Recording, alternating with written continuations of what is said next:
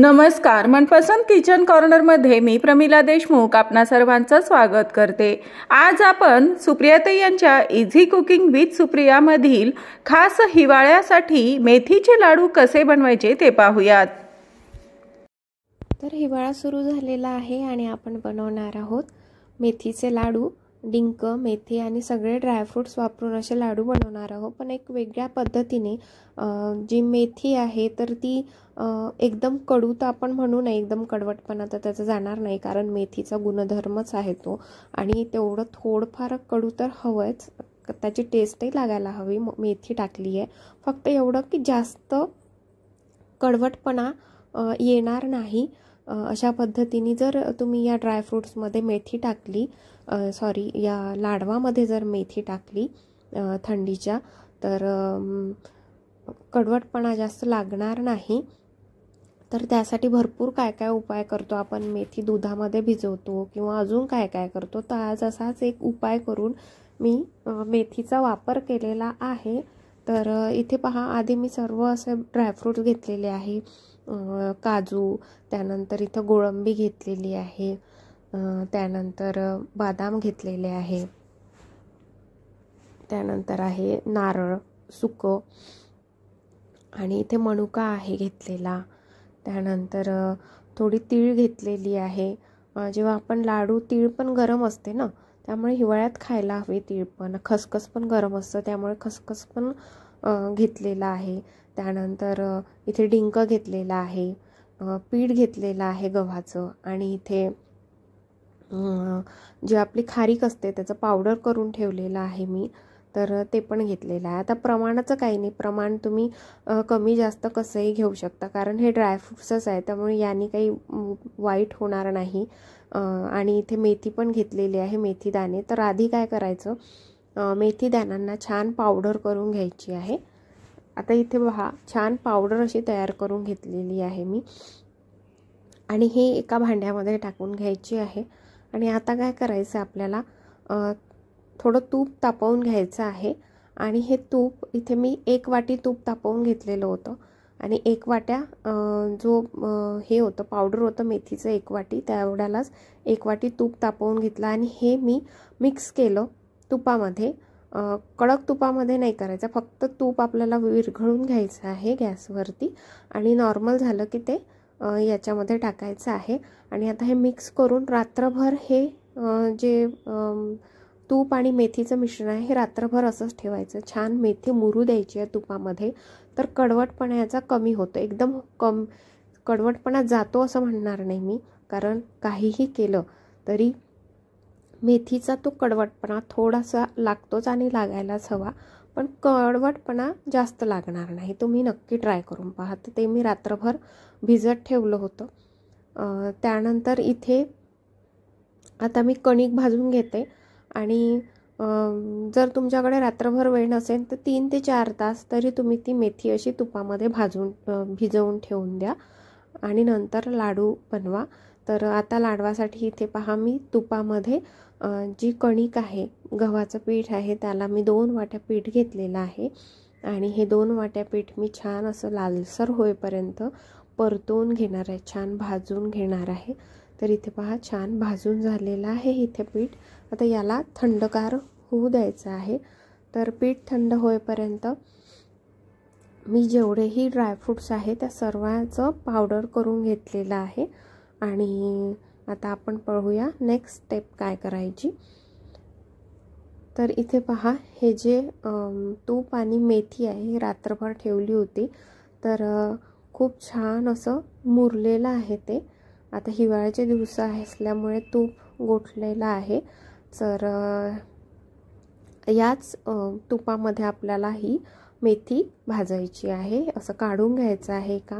आता इथे पहा, मी मोठी कढई घेतलेली आहे, कारण की आपल्याला एवढे मोठं लाडूचं सामान आहे, त्यामुळे जास्त मोठी कढई लागणार आहे। तर मी आधीच मोठी कढई घेऊन घेतली, आणि त्यामध्ये मी हे जे मिश्रण आहे मेथी आणि तुपाचं हे टाकते आहे। याला वेगळं तूप टाकायची गरज नाही, एवढ्या तुपामध्ये ही मेथी छान अशी भाजल्या जाईल। तर इथे पहा, मी अशी छान अशी लालसर अशी मेथी भाजून घेते मी पहिले।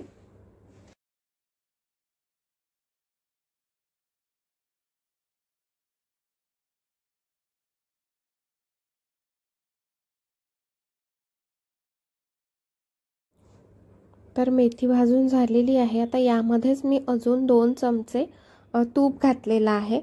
तुपाचं असं काही नाही, जर तुम्ही जास्त जरी घातलं लाडवांमध्ये तरी पौष्टिकच आहे, हिवाळ्यात खायलाच हवं। तर त्याच कढईमध्ये मी 2 चमचे तूप घातलं आहे आणि त्यामध्येच मी आता हे डिंकाचं पावडर करून ठेवलेलं होतं आणि हे डिंकाचं पावडर, मेथी, तूप, मेथी काढून नाही घ्यायची, हे मिश्रण असंच ठेवायचं आणि त्यामध्येच एक एक गोष्टी ॲड करत जायच्या आणि लागलं तूप पण घ्यायचं जायचं। तर इथे छान असा डिंक पहा छान फुटलेला आहे, मेथी पण लालसर झाली आहे, किती छान असा रंग आलेला आहे। आणि आता आपल्याला घालायचं आहे इथे खारीकीचं पावडर, जे मी करून ठेवलेलं होतं। तर इथे मी खारीक पावडर टाकते, याला पण छान परतवून घेते।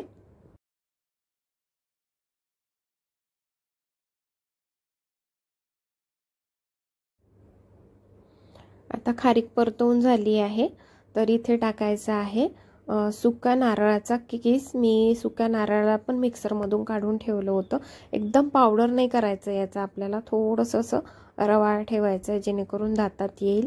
आणि सर्वच जेवढेही ड्रायफ्रूट्स आहे सर्व याचं असं रवाळचं पीठ काढायचं आहे, एकदम असं पावडर नाही काढायचं आहे। तर इथे पहा आता नारळाचं जे आहे पीठ म्हणजे पावडर आहे ते पण यामध्ये छान असं मिक्स करून घेते। आता टाकायचं आहे आपल्याला जी गोळंबी घेतलेली होती मी, तर गोळंबीचं पण पावडर इथे मी करून घेतलेलं होतं। त्यानंतर काजूचं पावडर टाकलेलं आहे आता मी। आणि आता टाकते आहे बदाम थोडेफार, मी काजू बदाम थोडे असे अख्खे पण ठेवले आहे, म्हणजे अर्धे, एकदम पावडर केलेला नाही आहे, जेणेकरून खाताना दातात खूप टेस्टी लागतं आणि दिसायला पण लाडू बांधतो ना आपण तेव्हा पण त्यामध्ये काजू बदामचे तुकडे दिसतात, तर ते दिसायला पण खूप छान दिसतं। तर आता हे सर्व मिश्रण तर झालेलं आहे एकत्रित। आता आपल्याला टाकायचं आहे यामध्ये मनुके, कारण मनुकेंना काही एवढं लागत नाही भाजायला।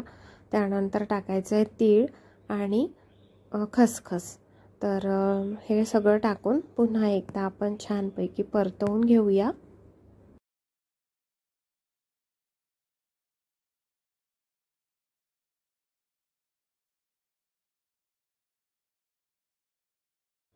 आता हे सर्व ड्रायफ्रूट्स परतवून झाले। आता घालायचं आहे ह्यामध्ये जी कणिक आहे आपण तुपात भाजून घेतलेली होती आधी, ती टाकायची आहे आणि याला पण आता पूर्ण मिक्स करून घ्यायचं आहे।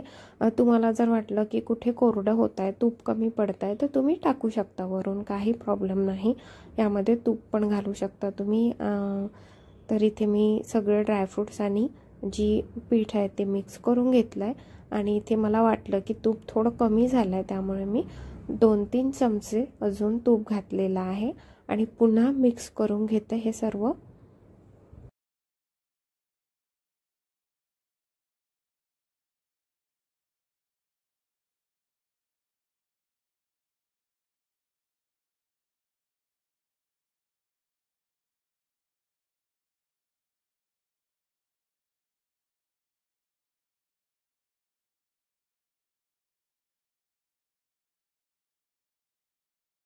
रेडी झालेला आहे, याला थंड करून ठेवायचं आहे, थंड करायला। आता यामध्ये आपल्याला लाडवामध्ये साखर घालायची नाही आहे, गूळ घालायचा आहे, जेणेकरून डायबिटीजवाल्यांना पण हे खाता येईल। आणि गूळ हा पौष्टिक असतो, गरम असतो, त्यामुळे हिवाळ्यात खाल्ला तरीही चालेल लाडवांमध्ये। साखर अवॉइड करा, गूळच टाका, टेस्टला पण खूप छान लागतो। तर इथे पहा मी मी इथे ना अर्धा किलो गूळ घेतलेला होता बारीक करून आणि त्यामध्ये अर्धा किलो गुळामध्ये 1 वाटी पाणी टाकलेलं आहे, जास्त पाणी नाही टाकायचं आहे। बस आपल्याला थोडासा पाकणं घट्टसर हवा आहे, असा तार वगैरे नको, पण घट्टसर आपल्याला जो चाचणी एक म्हणू आपण त्या प्रकारे आपल्याला इथे गुळाचा पाक पाहिजे आहे। फक्त इथे पहा एकदम असा कडक नको आहे, तर मी हा गुळाचा पाक छान असा उकळू दिलेला आहे। आता पहा हा आपल्याला हवा तसा रेडी झालेला आहे, एकदम तार पण नको आणि एकदम पातळ पाणी पण नको। तर हा जो गुळाचा पाक आहे, आता आपल्याला काय करायचं आहे, ते जे ड्रायफ्रूट्सचं मिश्रण होतं यामध्ये हे गुळाचा पाक मी आता टाकून घेते आणि हा पूर्णच लागणार आहे।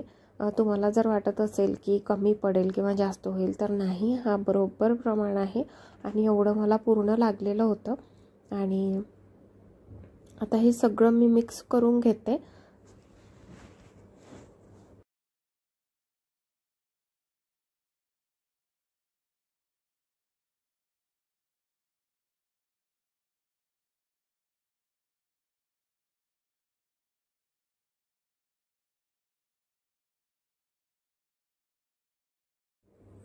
तर पहिले मी चमच्याने मिक्स करून घेतलं कारण पाक गरम होता।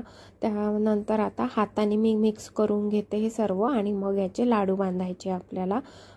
या मिश्रणामध्ये बघा काजू बदामाचे तुकडे कसे दिसताय आणि जे व्हाईट आपण तीळ टाकलेली होती, पांढरी तीळ आणि खसखस टाकलेली होती, ते पण पहा लाडवांमध्ये खूप सुंदर अशी दिसून येते। तर अशा पद्धतीने मी सगळे लाडू आता इथे बनवून घेते। तुम्ही पण नक्की ट्राय करा ही रेसिपी आणि अशा पद्धतीने एकदा ट्राय करा, केली नसेल तुम्ही कधी तर एकदम कडू होणार नाही असं म्हणणार नाही मी। थोडाफार मेथीचा तो अंश लागेलच आपल्याला, थोडाफार कडवटपणा कुठेतरी जाणवेल पण तो चांगला असेल। एकदम खूप कडू असा लागणार नाही। लहान मोठे सर्वच खातात, माझ्याकडे तर लहान माझे मुलं आणि आम्ही सगळेच खातो। तर अशा पद्धतीने तुम्ही पण या हिवाळ्यात ही रेसिपी ट्राय करा, ही लाडू बनवून पहा। पौष्टिक आणि खूप टेस्टी हेल्दी असे ड्रायफ्रूट्स आहे, तुम्ही ट्रॅव्हलिंगमध्ये पण घेऊ शकता। जर कुठे फिरायला जात असाल तर नक्की करा। तर कशी वाटली रेसिपी आणि चॅनलला लाईक शेअर सबस्क्राईब करायला विसरू नका। भेटूया अशाच छान छान व्हिडिओसोबत, पाहत राहा इझी कुकिंग विथ सुप्रिया।